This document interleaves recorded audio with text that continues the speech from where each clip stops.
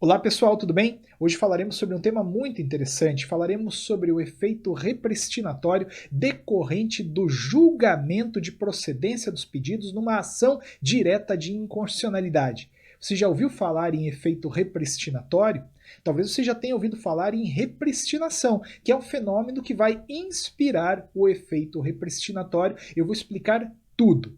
Antes, peço uma gentileza. Se você não é inscrita, não é inscrito, se inscreva no canal, curta, compartilhe, comente, ajude o canal a crescer. É muito simples, o canal está só começando e precisa da sua ajuda.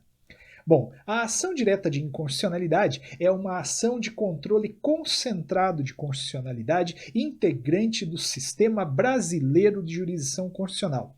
Trata-se de uma ação que vai, em linhas gerais, anular lei ou ato normativo federal ou estadual. Ela não ataca, então, leis ou atos normativos municipais. Ela se concentra em atacar lei ou ato normativo federal ou estadual. Ao final do julgamento, esta ação direta de inconstitucionalidade vai produzir uma decisão. E essa decisão é dotada de alguns efeitos. Os tradicionais são os que eu colocarei para você a partir de agora, e depois vou explicar o efeito repristinatório. Bom, os efeitos que decorrem do julgamento de uma ação direta de inconstitucionalidade basicamente são três. Primeiramente, a gente fala em efeito ou eficácia erga omnes ou contra todos. De acordo com este efeito, a decisão vale para todas, vale para todos. Se o Supremo Tribunal Federal anular uma lei tributária, por exemplo, todos os contribuintes, todas as contribuintes estarão desobrigadas de recolher aquele imposto ou aquele tributo. Este é o efeito erga omnes, a decisão vale justamente para todo mundo. É diferente de um controle difuso, onde a decisão vai produzir um efeito inter partes. Aqui estou falando de uma ação integrante de um sistema concentrado de constitucionalidade, a ação direta de inconstitucionalidade. Mas, além do efeito erga omnes, a gente também pode falar em efeito ex tunc, ou seja, retroativo. O Brasil adotou a teoria da nulidade. Isso significa que, se a lei foi declarada inconstitucional pelo Supremo Tribunal Federal, ela é inconstitucional desde o nascedouro. A decisão vai retroagir para matar a lei no ninho. A decisão, então, vai voltar para anular a lei no ato da sua criação, porque a inconstitucionalidade, que está no plano da validade, vai macular a existência daquela lei. Se ela é inconstitucional, é como se ela nunca tivesse existido, é como se ela nunca tivesse entrado no ordenamento jurídico brasileiro. O efeito, então, é ex tunc. Tunc retroage, nunc não retroage. O terceiro efeito é o efeito vinculante, o que significa dizer que a decisão vai vincular os demais órgãos do Poder Judiciário e também a administração pública, direta, indireta, federal, estadual, distrital ou municipal. Não tem escolha. Se o Supremo Tribunal Federal diz que uma lei é inconstitucional, os demais órgãos do Poder Judiciário têm que decidir da mesma forma. Então imagine o seguinte: você tinha um mandado de segurança, onde discutia incidentalmente a um caso concreto a inconstitucionalidade de uma determinada lei. Esta mesma lei foi objeto de uma ação direta de inconstitucionalidade e o Supremo Tribunal Federal julgou procedentes os pedidos, anulando a lei. Está resolvido. Naquele seu mandado de segurança, o juiz, a juíza vai ter que decidir rigorosamente igual está na ação direta de inconstitucionalidade. Vai ter que anular, então, aquela lei também. Este efeito vinculante não deixa margens, portanto, para escolhas. Se o Supremo Tribunal Federal decidiu, está decidido. Os demais órgãos do Poder Judiciário e também a administração pública deverão se curvar ao entendimento firmado pelo Supremo Tribunal Federal. E aí eu chamo a sua atenção. Basicamente são esses os efeitos. Numa questão de prova, por exemplo, se vier a ação direta de inconstitucionalidade, produz na sua decisão efeito erga omnes, ex tunc e vinculantes, está certo, porque basicamente é assim que a lei menciona, basicamente é isso que está lá na Constituição. No entanto, é possível um quarto efeito, que é justamente o efeito repristinatório, objeto dessa nossa conversa. O que é o efeito repristinatório? Acompanhe comigo. Quando o Supremo Tribunal Federal anula com efeito retroativo, ou seja, ex tunc, uma lei revogadora, todos os seus efeitos desaparecem, inclusive o seu efeito revogador. Logo, a lei revogada retorna ao ordenamento jurídico naquilo que é chamado de efeito repristinatório. E aí se fala, Antônio, eu não entendi. É muito simples. A repristinação, não o efeito repristinatório, a repristinação funciona mais ou menos assim. Essa é a discussão. Imagina uma primeira lei. Ela foi revogada por uma segunda lei. Aí veio uma terceira lei e revogou a segunda. A pergunta que sempre se fez foi, caso uma lei revogue uma lei revogadora, a primeira lei revogada volta a valer? Não, não. A teoria do direito já explicou que o efeito repristinatório não existe, salvo se ele estiver expressamente previsto. Não entendeu? É assim, ó. Lei 1, Lei 2 e Lei 3. A Lei 1, a Lei 2, melhor dizendo, revogou a Lei 1. A Lei 1 desapareceu. Aí vem a Lei 3 e revoga a Lei 2. Poxa, se revogaram a lei que revogou a Lei 1 volta? Esta é a pergunta.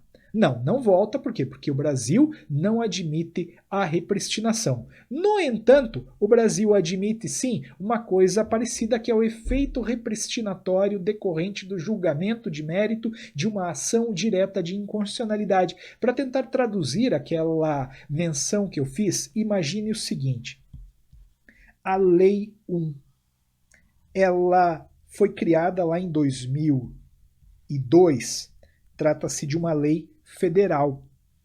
Esta Lei 1 acabou sendo revogada pela Lei 2.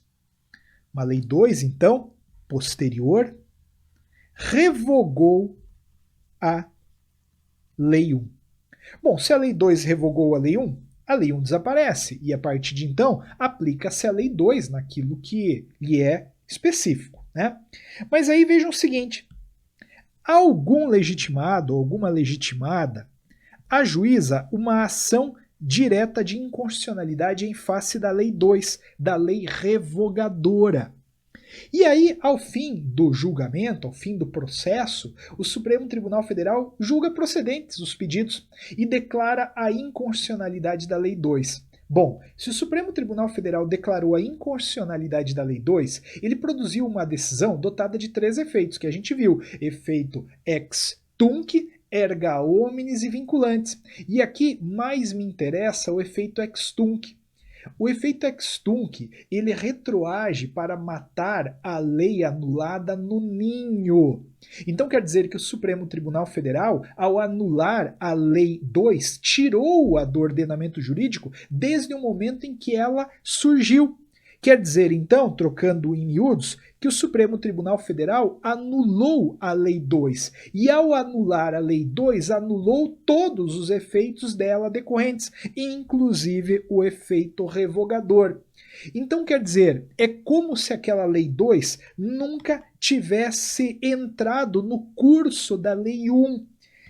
Então, esta Lei 1 vai voltar, ela vai repristinar. Por isso que eu coloquei ali em cima, vamos ver se se entende melhor agora.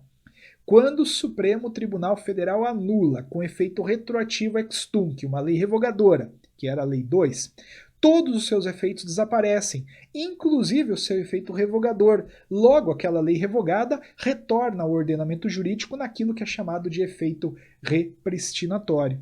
Este é o efeito repristinatório. Tome cuidado. E tome cuidado especialmente com o seguinte: não procura, especialmente você que vai fazer uma prova de concurso público, pegadinha onde não existe. Como eu disse, se a banca vier numa questão dizendo que os efeitos decorrentes do julgamento de mérito de uma ação direta de inconstitucionalidade são ex tunc, erga omnes e vinculantes, que são aqueles 3 que a gente acabou de ver, maravilha, é isso mesmo. No entanto, a banca pode aprofundar, a banca pode falar sobre um 4º efeito, que é o efeito repristinatório. E aí você já sabe como fazer. Note, não há menção na Constituição ou mesmo na lei a respeito do efeito repristinatório no julgamento de mérito das ações diretas de inconstitucionalidade. Quando, contudo, você vai ler a Lei 9868 de 1999, que é a lei que regula o processo da ação direta de inconstitucionalidade, você vai ver que a cautelar na ação direta de inconstitucionalidade torna aplicável a legislação anterior caso exista. Isso significa, então, que o efeito repristinatório ele não está previsto como um efeito no mérito da ação. Mas na cautelar, sim, tem previsão. Tem previsão. É mais ou menos a mesma coisa. Imagine o seguinte: Lei 2 revogou a Lei 1. Daí tudo bem. Aí entraram com uma ação direta de inconstitucionalidade e cautelarmente pediram a suspensão da Lei 2. Bom, aí de acordo com a Lei 9868, a concessão de cautelar torna aplicável a legislação anterior caso ela exista, o que significa dizer então que a gente vai afastar a incidência da Lei 2 e a Lei 1 vai voltar a valer. E para bagunçar ainda tudo isso, né, o Supremo Tribunal Federal pode modular os efeitos, pode fazer algumas alterações no ex-tunc, nunc, mas aí não quero prosseguir. O que eu quero é que você entenda o efeito repristinatório. O que eu quero é que você entenda que o julgamento de mérito de uma ação direta de inconstitucionalidade produz 3 efeitos, erga omnes, vinculantes e ex-tunc, mas pode sim haver um quarto efeito, que é o efeito repristinatório, efeito que acontece exatamente na forma que eu expliquei nesta aula. Se você gostou da aula, se ela fez sentido para você, deixe seu comentário, curta, compartilhe, ajude o canal a crescer, canal que mais uma vez está só começando e que precisa do seu apoio para que eu possa continuar levando 3 vídeos de direito constitucional para você toda semana. Obrigado, grande abraço, tudo de bom, nos vemos na próxima aula.